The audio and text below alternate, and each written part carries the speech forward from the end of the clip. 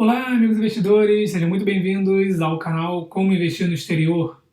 E hoje eu vou mostrar para vocês o fechamento do mês de fevereiro de 2020 na minha carteira, tanto do Brasil quanto do exterior. Fevereiro foi um mês bem sangrento, né? Então vamos ver aqui rapidamente como que a minha carteira se comportou. Então, aqui no blog bpmilhão.com, vamos olhar fevereiro de 2020. Bom, aqui os ativos, né, mesmo com as quedas, longo prazo, então praticamente aqui positivo em todos, né, com exceção de Cielo, que já vem já há mais de um ano nessa condição aqui, e Ambev, que inverteu aqui, ficou bem negativa, né, e RBR3 aqui está tendo aquele problema lá de lançamento daquela carta aqui, né, falando dos não recorrentes dela, que o lucro dela, enfim. Depois dá uma pesquisada aí se você não estiver por dentro desse assunto aqui. E aí ela veio numa bela queda, estava com mais de 300% de rentabilidade aqui. Partindo aqui para o gráfico, então eu já tinha falado da outra vez que eu estava muito carregado na IRBR3 e até vender um terço, como eu sempre faço, mas acabou que não vendi e agora ela deu uma bela recuada, ela já se enquadrou aí de novo nos demais ativos. Então ela ainda está um pouquinho alto com 13,2%, Bradesco 12%, e agora eu vou aumentando aqui a porcentagem dos demais ativos. E aqui por classe de ativo, né, alimentação e bebida, consumo cíclico, energia, seguradora, ó, continua 32%, eu preciso aumentar aqui os demais como consumo cíclico para poder diminuir a porcentagem aqui da seguradora. Já nos fundos de investimento imobiliário, então esses aqui também, né? Só um não fechou no negativo, os demais todos fecharam no negativo. Em relação ao mês anterior, né? Negativo quer dizer, fechou o preço menor do que o fechamento do mês anterior, né? Por isso que está em vermelho aqui. Então tem aqui o valor do aluguel, a porcentagem que representa esse aluguel aqui no valor de fechamento, e aqui é o yield on cost, que é a porcentagem que este aluguel aqui me dá em relação ao meu preço médio. Então, considerando aqui tem 1, 2, 3, 4, 5, 6 FI aqui, me dando mais de 1% em relação ao preço de compra, né? E vários outros aqui acima de 0,6%. Só o EDGA aqui que está 0,37%. Então, os fundos de investimento imobiliário continuam indo muito bem. Várias subscrições que eu fiz agora nesses últimos tempos, né? Então, estou recebendo um bom valor dos dividendos, dos aluguéis. E aqui, a distribuição dele na carteira, né? Então, FEX, BTLG, que eu fiz a subscrição, com o antigo TXRL, né? BCFF, BBPO11 e RDM e VRTA são as maiores posições. Então, de igual maneira das ações, eu vou aumentar a participação em algum desses outros aqui para diminuir essa posição aqui, desses, a maioria papel, né? Aqui a carteira consolidada, então, do mês, né? Fiz um aporte de 4,93%, foi um belo aporte que eu fiz. Meu caixa está em torno de 2,15%. As ações, então, no Brasil caíram 11,56%, os FI 4,43%, CDB, né, rendeu míseros 0,33%, debênture 0,64%. Destaque na debênture que liquidaram aí quase a totalidade da debênture da CEMIG, mais 10%, IPCA mais 10% que eu tenho. Então, lá ficou pouquinho lá. A Previdência, eu coloquei esse valor aqui, mas ele está com o aporte. Então eu vou transformar em cotas, ver direitinho e depois eu vou trazer só a porcentagem aqui da valorização. Aporte nos Estados Unidos teve sim, mas ele foi aquele da carteira BPM High Yields. Então, High Dividends, né, que eu estou fazendo. Então foi um aporte de $100 lá, não computei aqui.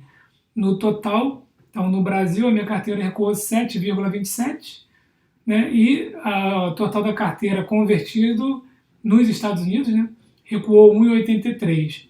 Então, fazendo a média ali da minha carteira, total do Brasil e o exterior, a carteira recuou 4,8%. Então, uma boa queda aí, né?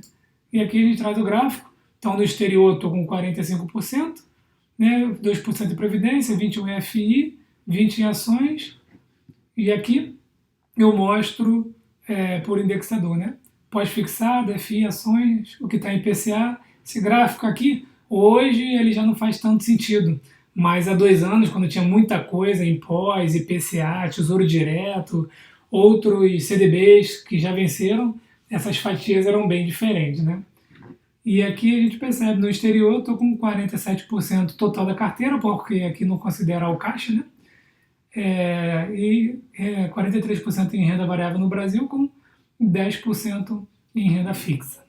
Então, esse é o consolidado. Aqui está o gráfico, né, de 2020. A gente começa aqui com fevereiro, então fevereiro já foi menor do que janeiro. Teve um recuo aqui, né, de 4,8, olha lá para onde foi.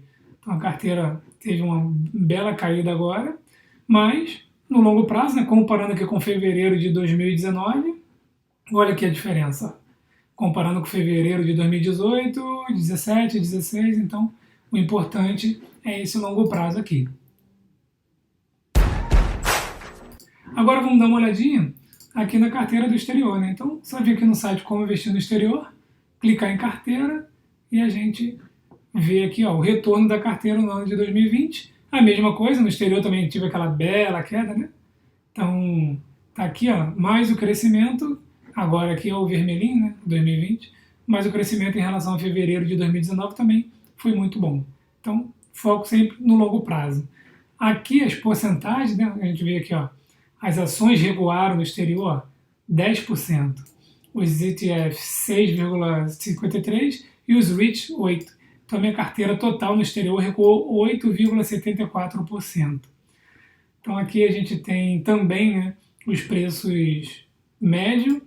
O preço de fechamento é a porcentagem, então CVS menos 21, né, Intelsat, né, aquela small cap, se você ainda não viu o vídeo da Intelsat, então dá uma olhadinha que eu explico sobre esse ativo aqui, tá bom? Interactive Brokers, desde que zeraram as taxas nos Estados Unidos, as outras corretoras, né, ela caiu e fica nesse patamar aqui negativo, então também não me preocupa muito não.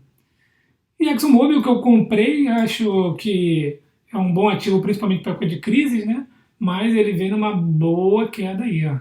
Então, um preço médio de 69,43, ele está 51,44. Então, 25% de queda. 49% positivo em Apple e a outra é Visa, com 62%. Ó. E a AWR com 61%. Tem também, BlackRock aqui com 16%, enfim.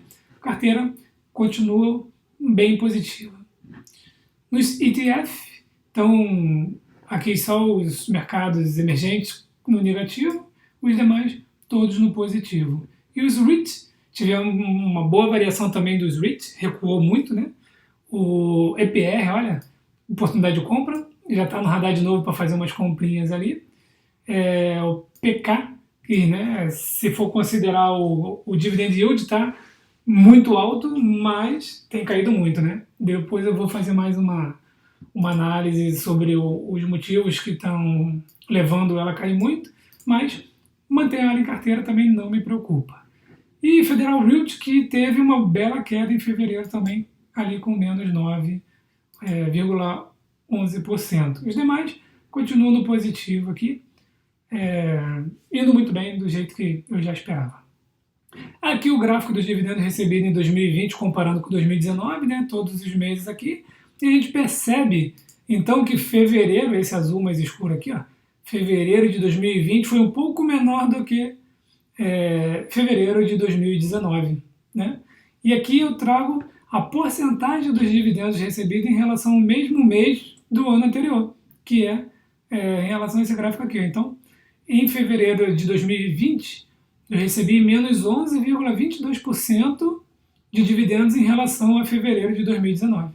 Então, aqui a gente vê que os dividendos de janeiro foram um pouquinho mais altos que 2019, né? Então, ó, foi 8,45% mais alto. Já em fevereiro, foi 11,22% mais baixo. Mas, foco no longo prazo. E aqui a divisão total da carteira. Esses gráficos aqui, eu vou acabar dividindo ele, né, porque ele fica muito espremidinho aqui, né? Mas a gente consegue dar um zoom aqui, ó, e a gente vê que 50% do que está lá fora está em stocks, 26% em REIT e 24% em ETF. E aqui eles estão quase todos na mesma proporção aqui da divisão.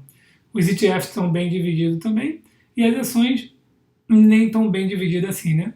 Já diminuí posição em Apple, porque estava muito grande, vendi até em 325 e recomprei alguns ativos agora no início de março, que eu vou falar deles no fechamento de março.